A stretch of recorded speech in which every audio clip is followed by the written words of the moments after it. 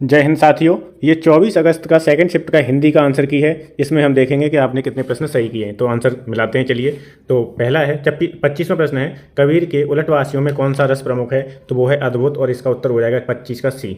26वां प्रश्न है, निम्नलिखित में से कौन सी सही लोकोक्ति का चयन करना है? तो इसमें जो सही लोकोक्ति है वो है ए, न नौ मन तेल होगा न राधा नाचेगी। तो 26 का आंसर क्या हो जाएगा? ए हो जाएगा। ठीक। 27वां प्रश्न है, निम्नलिखित में से कौन सा जोड़ा समरूपी भिन्नार्थक है? तो कौन सा जोड़ा है जो भिन्नार्थक है? तो अवधि अवधि, और 27 का आंसर हो जाएगा बी। क्या हो जाएगा? बी। 28वां प्रश्न है, चरण कमल में समास होगा, तो इसमें हो जाएगा कर्मधारय समास। आंसर हो जाएगा बी। 29वां प्रश्न है, सरोज शब्द का पर्यायवाची शब्द कौन सा है? तो अरविंद होता है सरोज का पर्यायवाची, और 29 का आंसर हो जाएगा ए। क्या हो जाएगा? ए। 30वां प्रश्न है, अस्थिर विचार वाला व्यक्ति कुछ भी नहीं कर पाता। इसमें के भाव को अभिव्यक्त करने वाली सही कहावत कौन सी है? तो दुविधा में दोनों गए, माया मिली न राम, और 30 का आंसर हो जाएगा बी। 31वां प्रश्न है, सही अर्थ वाला शब्द युग्म कौन सा है? इसमें कौन सा है सही युग्म वाला? तो आकर का मतलब होता है खान, और आकार का मतलब होता है आकृति, और 31 का आंसर हो जाएगा बी। क्या हो जाएगा? बी। मनोबल में कौन सी संधि है? तो मनोबल में कौन सी संधि है? मनोबल में विसर्ग संधि, और 32 का आंसर हो जाएगा ए। 33वां प्रश्न है, विग्रह की दृष्टि से दिए गए विकल्पों में से कौन सा विकल्प अनुचित है? तो देश से निकाला होता है, देश पर निकाला नहीं होता। तो अनुचित कौन सा है? ए, और 33 का आंसर हो जाएगा ए। क्या हो जाएगा? ए। 34 है, हिंदी में मूलतः वर्णों की संख्या कितनी होती है? तो 52 होती है। आंसर हो जाएगा डी। घ का उच्चारण स्थान क्या होता है? तो कंठ होता है, और सी हो जाएगा। ये मैंने बहुत बताया था, कचटत पर कंठ तालु मूर्धन दंती ओष्ठ। ठीक। 36वां प्रश्न है, घुड़दौड़ किस समास का उदाहरण है? कौन सा? घुड़दौड़। तो 36 का उत्तर हो जाएगा डी, तत्पुरुष समास का उदाहरण है। अंधायुग किसकी कृति है? तो अंधायुग धर्मवीर भारती की कृति है। 37 का उत्तर हो जाएगा ए। क्या हो जाएगा? ए। 38वां प्रश्न है, इसमें शुद्ध वाक्य बताना है। तो आतंकवादियों को रिहा करना मूर्खता होगी, और 38 का आंसर हो जाएगा सी। करेक्ट आंसर क्या है? सी। 39 है, प्रेम में भगवान रचना के लिए जैनेन्द्र को किस पुरस्कार से सम्मानित किया गया था? तो भारत सरकार शिक्षा मंत्रालय पुरस्कार। 39 का आंसर हो जाएगा सी। 40वां प्रश्न है, हिंदी की ठ ध्वनि किससे है? हिंदी की जो ठ ध्वनि है वो किससे है? तो वो आपकी है किससे? मूर्धन्य से, और आंसर हो जाएगा डी।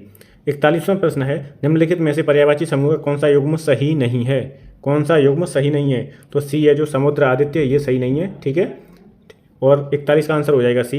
42वां प्रश्न है, सोरठा छंद की विषम पंक्तियों में कितनी मात्राएं होती हैं? तो वो 11 होती हैं। ठीक है, विषम मतलब 1 और 3, पहला और तीसरा। के लिए किस कारक का चिन्ह है? तो 43 का आंसर हो जाएगा सी, संप्रदान कारक का है, और 43 का उत्तर क्या हो जाएगा? सी।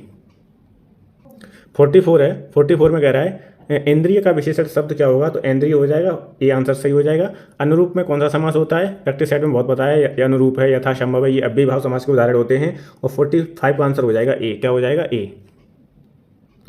46 है, लोकायतन कृति के लिए सोवियत लैंड नेहरू पुरस्कार किसे दिया गया था? तो 46 का आंसर हो जाएगा बी, सुमित्रानंदन पंत को। अगला है, निम्नलिखित में से कौन सा शब्द पुल्लिंग है? तो इसमें पुल्लिंग शब्द बताना है। तो 47 का आंसर हो जाएगा आभार। आभार पुल्लिंग होता है।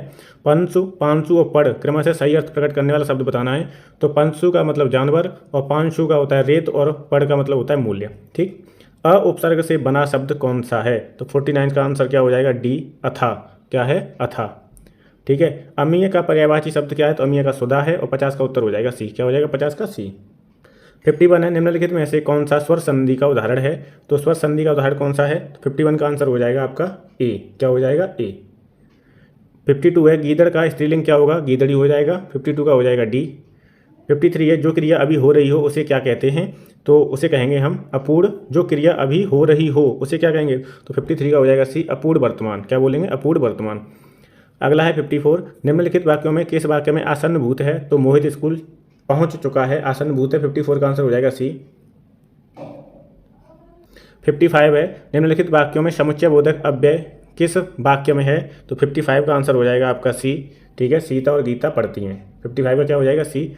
56 है, कंजूसी से धन व्यय करने वाला, इसे क्या बोलेंगे? तो कृपण बोलेंगे, और ये हो जाएगा 56 का आंसर डी। ठीक। 2+ या 2- 2 प्रश्न इसमें गड़बड़ हो सकते हैं। ठीक है, बाकी आंसर की मैंने पूरी कोशिश की है सटीक आंसर की देने की। ठीक है, और जो गद्यांश वाले हैं वो बाद में कराऊंगा, इसमें थोड़ा डाउट है अभी। ठीक है, तो ये आपकी आंसर की हो गई हिंदी की। जीएस की भी मैंने अपलोड कर दी है। आपके कितने प्रश्न सही हो रहे हैं जीएस हिंदी में, प्लीज़ कमेंट बॉक्स में बताएं।